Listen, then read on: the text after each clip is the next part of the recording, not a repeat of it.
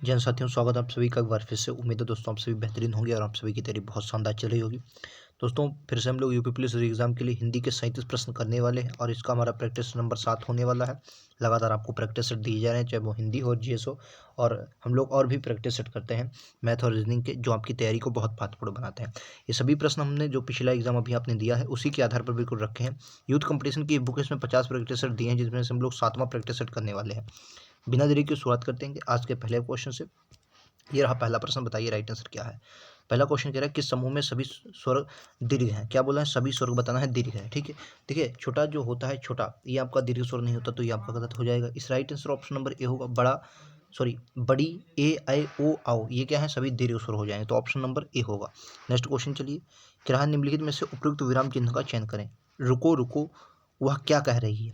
रुको रुको वह क्या कह रही है, तो इसमें राइट आंसर क्या हो जाए। देखो यहाँ क्या होगा, यहाँ दोस्तों अल्प विराम का चिन्ह लगेगा। किसका, अल्प विराम का। किसमें, रुको और रुको के बाद अल्प विराम का चिन्ह लगेगा। राइट आंसर क्या होगा, डी होगा।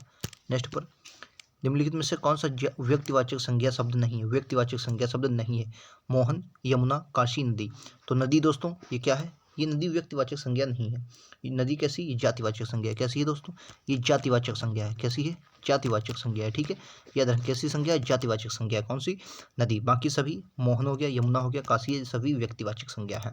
नेक्स्ट क्वेश्चन, कह रहा सर्वनाम के कुल कितने भेद होते हैं। कई बार क्वेश्चन आया तो सर्वनाम के कुल कितने भेद होते हैं, 6 भेद होते हैं। अगर पूछे कुल सर्वनाम कितने हैं तो क्या बोलेंगे, कुल सर्वनाम आपको याद रखना दोस्तों, कुल सर्वनाम 11 होते हैं। कितने होते हैं, 11 होते हैं। ठीक है, चलिए नेक्स्ट पर चलते हैं। मुझे छोटी बच्ची के लिए कुछ नए कपड़े खरीदने हैं। वाक्य में कितने विशेषण हैं। विशेषण शब्द क्या होते हैं, जो संज्ञा या सर्वनाम की, जो संज्ञा या सर्वनाम की क्या करते हैं, सर्वनाम की विशेषता बताते हैं। ठीक है, उन्हें हम क्या बोलते हैं, उन्हें विशेषण बोला जाता है। तो बताएंगे कि कितने विशेषण शब्द हैं। ठीक है, तो पहले विशेषण हम लोग शुरुआत करते हैं। तो मुझे तो है नहीं, बच्ची की विशेषता क्या है दोस्तों, छोटी है। जो विशेषण है मैं इनको गोल कर देता हूँ, इसमें क्या है, छोटी एक विशेषण है। ठीक है, अब क्या रहा है, कपड़े। कपड़े की विशेषता क्या है, पहली बात क्या है, कपड़े नए लेने हैं और कितने लेने हैं, कुछ लेने हैं, कुछ लेने हैं। ठीक है, तो ये भी एक विशेषण होता है, कुछ भी क्या है, विशेषण होता है। खरीदने, तो कितने विशेषण हैं, आपको 3 विशेषण मिलेंगे। कितने, 3 विशेषण मिलेंगे। ऑप्शन नंबर ए होगा, ए राइट आंसर होगा। कितने विशेषण है, तो क्या बोलेंगे, 3 विशेषण इस क्वेश्चन में हमें मिल रहे हैं। नेक्स्ट क्वेश्चन, क्रिया के पद परिचय इनमें से क्या क्या होता है। जो क्रिया के पद परिचय में इनमें से क्या क्या होता है। क्रिया का प्रकार होता है, वाच्य होता है, पुरुष होता है, लिंग वचन काल होता है, वह सब जिससे क्रिया का संबंध है, या उपरोक्त सभी। तो राइट आंसर याद रखें, उपरोक्त सभी होता है। ठीक है, उपरोक्त सभी के अंतर्गत आते हैं क्रिया के। ठीक है, जिन शब्दों से किसी कार्य का होना व्यक्त होता है उसे हम क्रिया बोलते हैं। जो शब्द होते हैं, शब्द उनसे क्या होता है, कार्य का होना तय होता है, उसे हम क्रिया कहते हैं। और क्रिया पद में चाहे वो क्रिया का प्रकार हो, वाच्य हो, पुरुष से, सभी आ जाते हैं। ठीक है, क्वेश्चन नंबर 7 देखिए। कह रहा रमेश अच्छा गाता है। वाक्य में अच्छा क्या, देखिए अगर मैं कह दूं, देखो विशेषण की मैंने क्या बताई, विशेषण जो होता है वो संज्ञा सर्वनाम की विशेषता बता। तो राम गाता है, तो गाता है, लेकिन कैसा गाता है, अच्छा गाता है। तो अच्छा ये क्या है, अच्छा क्या है, तो आप कहेंगे विशेषण है। राइट आंसर क्या, या क्रिया विशेषण है। सबसे इंपॉर्टेंट बात ये, विशेषण है, क्रिया विशेषण। तो क्रिया की विशेषता बता नहीं रहा, वो विशेषण है, यानी कि संज्ञा की विशेषता बता रहा। अगर संज्ञा की, यानी कौन गाता है, रमेश, रमेश गाता है। ठीक है, तो रमेश की विशेषता की वो अच्छा गाता है। ठीक है, तो right answer option number B हो, माफ़ी चाहेंगे दोस्तों, बी नहीं, ये गाने की विशेषता है। गाने की विशेषता क्या है, कि अच्छा गाता है, क्रिया विशेषण है। ऑप्शन नंबर ए चलेंगे। ठीक है, माफ़ी चाहेंगे, क्या है दोस्तों, क्रिया विशेषण। ऑप्शन नंबर ए के साथ चलते हैं। मतलब दोस्तों ये गाने की विशेषता बता रहा है कि वो अच्छा गाता है, तो ऑप्शन नंबर ए होगा। नेक्स्ट पे चलते हैं। क्या शब्दों के लिंग परिवर्तन की दृष्टि से कौन सा युग्म असंगत है, गलत है। बूढ़ा का बुढ़िया, हथौड़ा का हथौड़ी, कटोरा का कटोरी, माली का मालिन। ठीक है, मालिन का मालिन। देखिए राइट आंसर मालिनी लिखा है, ये आपका गलत है, बल्कि माली का क्या होता है, मालिन होता है। क्या होता है दोस्तों, मालिन होता है। ठीक है, माली का क्या होता है, मालिन होता है। तो राइट आंसर क्या होगा, डी होगा, यही असंगत है। ठीक है, क्वेश्चन नंबर 8। नेक्स्ट पे चलते हैं, क्वेश्चन नंबर 9। क्या वचन बताना है, चाय क्या है, त्रिवचन है, बहुवचन है, एक वचन, द्विवचन है। देखिए अगर हिंदी की बात करते हैं, हिंदी में 2 ही वचन होते हैं, एक वचन, बहुवचन। तो आपको वचन बताना है कौन सा। तो चाय क्या है, एक वचन शब्द है। चाय क्या है दोस्तों, एक वचन शब्द है। राइट आंसर क्या होगा, ऑप्शन नंबर ए हो जाएगा। ठीक है, अगर हिंदी में कितने वचन पूछा है, तो 2 वचन है और 2 ही लिंग है। एक वचन बहुवचन है और स्त्रीलिंग पुल्लिंग है। ठीक है, 2 वचन और 2 आपके लिंग हो जाएंगे हिंदी में। ठीक है, याद रखेंगे। नेक्स्ट क्वेश्चन पर चलते हैं। अगला क्वेश्चन बताइए, क्वेश्चन नंबर 10। क्या है, 4 विकल्प दिए हैं, सही विकल्प का चयन करें जो काल का सही विकल्प हो। मैंने आज एक फिल्म देखी थी, मैंने आज एक फिल्म देखी थी। तो देखी थी तो सामान्य वर्तमान तो है नहीं, वर्तमान की बात आप कह रहे देखी थी।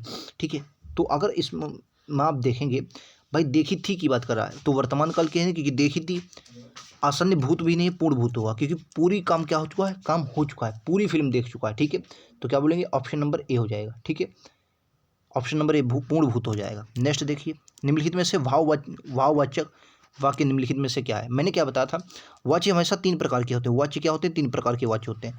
कर्तावाच्य मतलब कृतवाच्य बोलते हैं, कर्मवाच्य और भाववाच्य।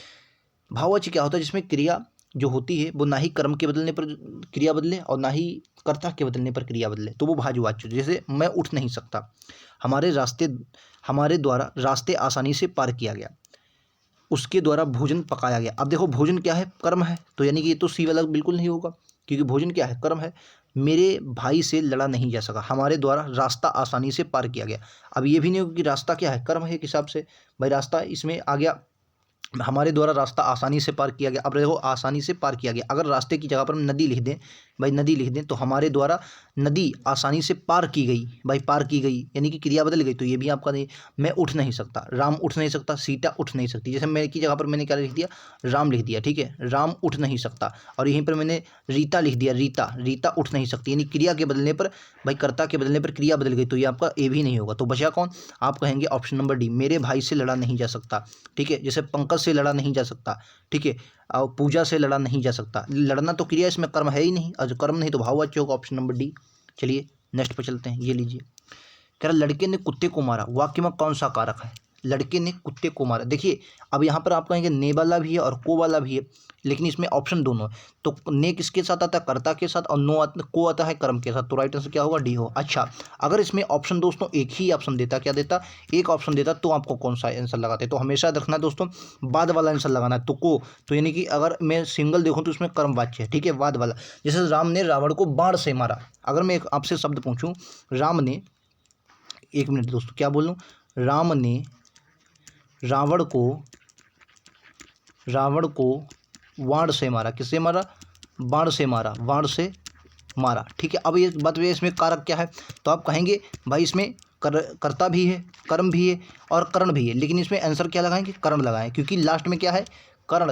प्रभाव किस पर पड़ा, वाण से मारा, मेन बात किससे, वाण से मारा, तो क्या होगा, ऑप्शन अगर कर्ण होता तो कर्ण लगाते। ठीक है, चलिए नेक्स्ट पर चलते हैं, निम्नलिखित में से कौन सा शब्द एकल का तद्भव शब्द है। एकल, एकल का तद्भव क्या हो जाएगा, बोलेंगे एकल का तद्भव क्या होगा, तो एकल का तद्भव याद रखेंगे, ऑप्शन सी हो जाएगा, अकेला। एकल क्या क्या हो जाएगा, अकेला हो जाएगा। ठीक है, एकल का क्या हो जाएगा, अकेला, ऑप्शन नंबर सी। नेक्स्ट पर चलते हैं, अत्याचार शब्द में कौन सा उपसर्ग लगा है। देखो अत्याचार को अगर आप तोड़ेंगे तो ये किस में टूटेगा, अति प्लस आचार में टूटेगा, किसमें, अच्छा एक बात बताओ, अति प्लस आचार होगा, अति प्लस आचार होगा, आप ये भी तो, अति प्लस क्या होगा, आचार होगा या अति प्लस आचार होगा, तो अति प्लस आचार होगा। ठीक है, आचार नहीं आचार होगा। ठीक है, तो देखो ई का क्या बनेगा, ई का बना या, और या अधूरा, या में आ मिल जाएगा तो या पूरा, और ये मात्रा भी आ जाएगी। ठीक है, अच्छा अगर यहाँ पर आप ये शब्द बनाइए, देखो ये बहुत अच्छा क्वेश्चन है, अगर मैं यहाँ पर क्या बोल दूँ, अति प्लस आचार में, चलो तोड़ लेते हैं। ठीक है, मान लिया आचार में तोड़ लो, ठीक है, आचार में टूटा है, ठीक है, मान लिया, तो क्या बनो, इस ई का बन जाएगा या, ई का क्या बन गया दोस्तों, या, और या कैसा बनेगा, अधूरा। ठीक है, तो ई का बना या और अधूरा, तो आ मिला, और ता कैसा, अधूरा, और या में भाई ई का बना था या, तो या अधूरा, और या में ये मात्रा मिल गई तो या पूरा, और चार। ठीक है, ये क्या, ये शब्द सही लिखा है, तो आपको बिल्कुल गलत शब्द लिखा है, तो इसलिए क्या टूटेगा, ये अति प्लस आचार्य में टूटेगा, किस में टूटेगा, अति प्लस आचार्य में टूटेगा। Right answer option number A होगा, सी। ठीक है, ऑप्शन नंबर सी में इसमें उपसर्ग है। क्लियर है, ये आपसे वर्तनी में भी पूछा जा सकता है और संधि विच्छेद में भी पूछा जा सकता है। विश्वसनीय शब्द में कौन सा प्रत्यय लगा, प्रत्यय हमेशा वाद में लगता है, तो विश्वास एक बात बताइए, शब्द क्या होता है, विश्वास होता है, शब्द क्या होता है, विश्वास होता है। अब उसमें कौन सा प्रत्यय लगेगा, अनीय प्रत्यय लगा है, ऑप्शन नंबर ए। शब्द क्या होता है, विश्वास, शब्द क्या होता है, विश्वास, उसमें अनीय प्रत्यय लगेगा। नेक्स्ट, विलोमार्थी, जो विलोम में से असंगत बताना है, विलोम का कौन सा शब्द असंगत है, तो राइट आंसर क्या हो जाएगा, विलोम का असंगत आपको बताना है। देखो अगर आप देखेंगे, अतरंग का बहिरंग, अनुराग का राग, अनुराग का और राग एक ही बात हो जाता है, तो अनुराग का विलोम क्या होगा, अनुराग का विराग होता है, अनुराग का क्या हो जाएगा, विराग हो जाएगा। ठीक है, अनुराग का राग विलोम की दृष्टि से असंगत है, इसका अनुराग का विराग होगा। ठीक है, तो ऑप्शन नंबर सी असंगत है। नेक्स्ट देखते हैं, ये आपको विलोम बताना है फिर से, ऊर्ध्वगामी का विलोम क्या होगा। ठीक है, देखो विमुख का अगर पूछा जाता है तो विमुख का सम्मुख होता है, क्या होता है, सम्मुख, विमुख का क्या हो जाएगा, देखो सम्मुख हो जाएगा। ठीक है, अधम का क्या होता है, अधम का उत्तम होता है, उत्तम हो जाएगा अधम का। ठीक है, उदयाचल का अस्ताचल हो जाएगा, क्या बोलेंगे, अस्ताचल, ठीक है, अस्ताचल हो जाएगा अधोगामी, ऊर्ध्वगामी का क्या हो जाएगा अधोगामी। ऑप्शन नंबर ए के साथ चलते हैं। नेक्स्ट चलते हैं, ये लीजिए अगला क्वेश्चन, क्वेश्चन नंबर 18। द्रवहु सो दशरथ अजिर बिहारी, ये अजिर जो है इसका रेखांकित शब्द का क्या अर्थ हो जाएगा अजिर, अजिर का। इस क्वेश्चन का राइट आंसर क्या होगा अजिर, अजिर जो है अजिर का शब्द का रेखांकित का अर्थ बताना, अजिर का होता है द्रवहु सो दशरथ अजिर बिहारी। तो राइट आंसर क्या हो जाएगा आपको बताना है। इस क्वेश्चन का राइट आंसर विकल्प उत्तर सी होगा, आंगन, आंगन बोलते हैं अजिर को, क्या बोलते हैं आंगन बोलते हैं। ठीक है, नेक्स्ट क्वेश्चन आप सभी की स्क्रीन पर, कह रहा किसान बहुत मेहनत करते हैं, तो किसान क्या है, किसान बहुत मेहनत करते हैं, तो किसान इसका हमें लगता है पर्यायवाची आपसे पूछा है, तो किसान का पर्यायवाची क्या होता है खेती जीवी होता है, क्या बोलेंगे खेती जीवी बोलते हैं। ठीक है, अन्य पर्यायवाची की अगर बोलते हैं तो इसे काश्तकार भी बोला जाता है, क्या बोलते हैं काश्तकार, काश्तकार भी बोलते हैं किसान को। ठीक है, बाकी कृषिजीवी भी बोलते हैं, कृषिजीवी, जिसे आपने खेतजीवी बोला इसलिए कृषिजीवी भी बोलते हैं, कृषिजीवी और खेतजीवी। हलधर, हलधर भी बोलते हैं, क्या बोलते हैं हलधर, हलधर भी बोला जाता है। ठीक है, खेतिहर भी बोला जाता है, खेतिहर, याद रखेंगे। ठीक है, नेक्स्ट पर चलते हैं। निम्नलिखित में से किस वाक्य में कर के सही अनेकार्थी शब्द का प्रयोग हुआ है, जो कर होता है इसके सही अनेकार्थी शब्द का प्रयोग, देखो कर क्या होता है, option number C right answer. Rajiv ने अपने हाथ खड़े कर दिए, हाथ मतलब क्या होता है कर, हाथ का भी होता है कर। ठीक है, हाथ खड़े कर दिए, तो इसके क्या होगा, इसका भी सही हो जाएगा, हाथ का प्रयोग भी कर के रूप में होता है। ठीक है, चलिए नेक्स्ट पर चलते हैं। क्या सही विकल्प नहीं है, शब्द युग्म में भेद में सही नहीं है, बताना सही नहीं है।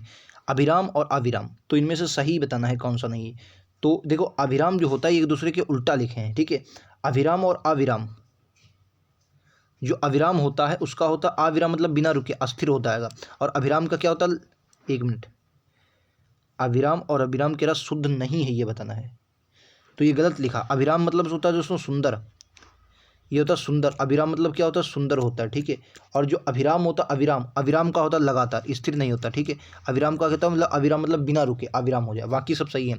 आदि आरंभ ये सही है, अचल अंचल क्षेत्र स्थिर आयस एस ये भी सही, तो राइट आंसर क्या हो जाए ए। अभिराम का सुंदर होता है, अविराम मतलब लगातार। नेक्स्ट, जिसके आने की तिथि ना हो, तो आपको पता है मेहमान जो होते हैं उनके आने की तिथि नहीं होती, इनको हम लोग क्या बोल सकते हैं, जिसके आने की तिथि अतिथि बोलते हैं, अतिथि, ऑप्शन नंबर ए बोलेंगे अतिथि होता है। अच्छा, पोषक जो पोषण करता है उसे पोषक बोलते हैं, और जो सत्ता पर होता है सत्ताधारी बोलते हैं। जहाँ जाया ना जा सके, अब जहाँ पर दोस्तों ना लग जाए तो वहाँ पर अप्रयोग होता है। ठीक है, जहाँ पर दोस्तों ना लग जाता है ना, वहाँ पर अप्रयोग होता है, और जहाँ पर दोस्तों कठिन शब्द लग जाता है, जहाँ पर जाना कठिन हो तो वहाँ पर दु प्रयोग हो जाता है। ठीक है, दुर का प्रयोग हो जाता है, जहाँ पर कठिन का शब्द आ जाता है वहाँ पर दु का प्रयोग होता है। राइट आंसर ए होगा अगम्य, ऑप्शन नंबर बी अगम्य, जहाँ जाया ना जा सके वो अगम्य बोलते हैं। नेक्स्ट, निम्नलिखित में से एक कथन गलत है।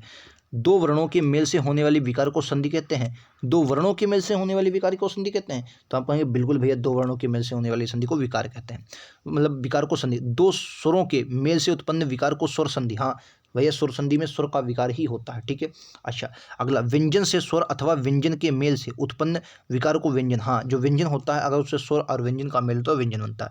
विसर्ग के साथ विसर्ग के मेल से उत्पन्न विकार को विसर्ग कहते हैं। देखिए जो विसर्ग संधि होती है, विसर्ग के साथ विसर्ग के मेल से उत्पन्न विकार को विसर्ग संधि कहते हैं।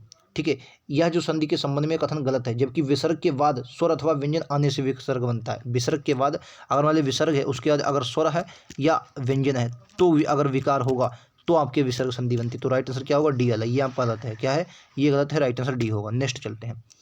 निम्नलिखित पदों में से कौन सा पद अव्ययीभाव का समास नहीं है, बोला है अव्ययीभाव समास नहीं है।